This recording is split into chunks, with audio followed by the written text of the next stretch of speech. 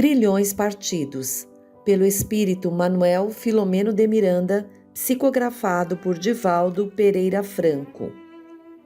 357. Abre aspas. Que consequências tem para o espírito o aborto? Fecha aspas. Abre aspas. É uma existência nulificada e que ele terá de recomeçar. Fecha aspas. Livro dos Espíritos, segunda parte, capítulo 7. Capítulo 12. Histeria. Prosseguiam as valiosas explicações ante os quadros vivos, nos quais auríamos indispensáveis conhecimentos para a própria iluminação. Confirmávamos que o homem é o juiz de si mesmo, recolhendo da atividade em que se envolveu os frutos merecidos da plantação realizada. Os conceitos de justiça ampliavam-se, e as soberanas leis de amor se nos reafirmavam então como as mais elevadas manifestações da sabedoria divina. A reencarnação, desse modo, afigurava-se-nos como uma escola de recuperação, na qual os espíritos se aprimoram, mediante cujo labor recuperam o patrimônio da paz, malbaratado nas aventuras da insensatez e da perversidade. Cada homem é a soma das suas realizações. Na problemática das enfermidades mentais, melhor se desvelam as paisagens íntimas de cada ser, uma vez que o impositivo do resgate exige da organização fisiopsicológica a exteriorização dos abusos e crimes perpetrados anteriormente. Ninguém se exime às consequências da culpa. Esta inculpe na tecelagem sutil e poderosa do perispírito o de que tem necessidade para anular o gravame. Enquanto reflexionávamos, o sábio orientador indicou-nos uma enferma de aproximadamente 25 anos que dormia, anestesiada pelo sedativo utilizado fazia poucas horas. Ressonava, ofegante, traduzindo indisfarçável mal-estar. Não se trataria de algum pesadelo? Inquiri atencioso. Certamente, anuiu afável. Essa ocorrência, volvi à inquirição, decorre de algum encontro espiritual infeliz no qual se vê perseguida? Poderia ser, respondeu aprofundando observação. No caso em tela, porém, encontra-se a dormir espiritualmente. A continuidade dos fortes sedativos, por processo de assimilação perispiritual, prostram-lhe também a alma aturdida. No entanto, fenômenos inconscientes produzem-lhe sonhos desagradáveis, por automatismo psicológico, que são fruto das recordações impressas nos dédalos da memória perispiritual. Abre aspas. Esta é nossa irmã Angélica, cuja distonia nervosa começou a partir dos 14 anos de idade, agravando-se a pouco e pouco. A princípio, suas crises eram amenas, tornando-se mais a miúde nos últimos meses. É portadora de uma psiconeurose de natureza histérica, em longo curso, a caracterizar-se por ataques violentos de picastenia dolorosa que surgira em consequência dos distúrbios neurovegetativos que vem experimentando desde há algum tempo, acompanhados por outros distúrbios de ordem motora. De início, as síndromes eram perturbadoras, revelando-se em estado de hiperestesia como de hipestesia, em que experimentava rudes embates, dos quais saía triturada emocional e fisicamente, tornando-se condicionada por impressões profundas da personalidade desequilibrada, vem caminhando de estágio a estágio na direção da loucura. O tratamento a que se vem submetendo, felizmente, ser-lhe-á muito salutar. E porque a mãezinha seja credenciada por expressivos títulos de enobrecimento moral, sua interferência pela oração fê-la granjear a assistência de generosos benfeitores do nosso plano, que a vêm auxiliando no ministério da recuperação. Algumas entidades perniciosas que a martirizam, utilizando o seu desequilíbrio, deverão corporificar-se por seu intermédio mais tarde, caso esteja disposta à maternidade, cessada a doença atual, o que se encarregará de consolidar-lhe a cura, ficando assim liberada em parte dos pesados débitos. Fecha aspas. O sábio mentor acercou-se de Angélica e tocou-lhe o centro cerebral, que ao contato da mão poderosa se impregnou de coloração específica, passando a vibrar singularmente. Aplicou o mesmo recurso ao centro coronário e logo após ao genésico.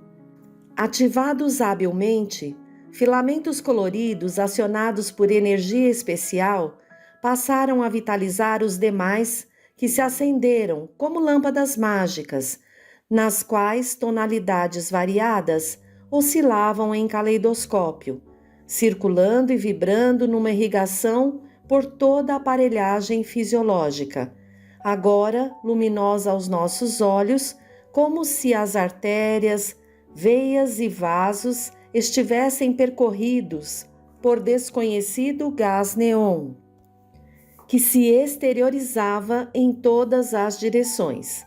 Nos núcleos de força perispiritual, mais intensas eram as cores em círculos concêntricos, sucessivos. A paciente agitou-se mais fortemente por um momento, sem despertar, e logo após acalmou-se. Quando o instrutor desfez o circuito provocado pela sua energia através do centro coronário, passaram a diminuir as fulgurações, que se reduziram consideravelmente, permanecendo debilmente lampejantes. Abre aspas. A histeria, fecha aspas, tornou a consideração. Abre aspas. Já era conhecida desde remota antiguidade.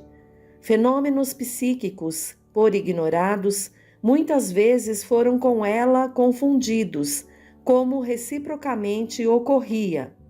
Na Idade Média, graças às superstições engendradas pela ignorância e mantidas pela intolerância, a histeria alcançou seu período áureo, particularmente quando das ocorrências das, abre aspas, possessões espirituais coletivas, fecha aspas, que tomavam de assalto cidades, regiões, monastérios, do que decorreram as hoje clássicas demonopatias rudemente punidas pela Igreja mediante a aplicação de métodos nefandos.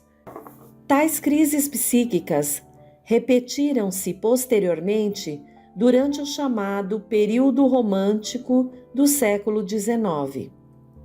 A João Martinho Charcot, o célebre anátomo-patologista do sistema nervoso, que se dedicou às questões das psiconeuroses, dentre outras, a histeria tornou a celebridade nas aulas por ele ministradas na Salpêtrière entre 1873 e 1884, onde era médico desde 11 anos antes. Desdobrando-lhe as pesquisas, o professor Pedro Janet facultou-se transferir para a histeria um sem número de síndromes nervosas, descobrindo o subconsciente, através do qual procura negar toda a fenomenologia mediúnica. A atitude extremista do respeitável estudioso em torno de tão grave problema fez que a sua teoria pecasse pelos absurdos, hoje reaparecendo em muitos aspectos comprovadamente ultrapassada. Por muito tempo acreditou-se que a histeria estava vinculada exclusivamente às questões uterinas, o que a tornava imoral e pecaminosa, no que Freud, ao conceber as bases da psicanálise, discordou frontalmente através de bem fundamentadas razões, constatando estados histéricos também nos homens.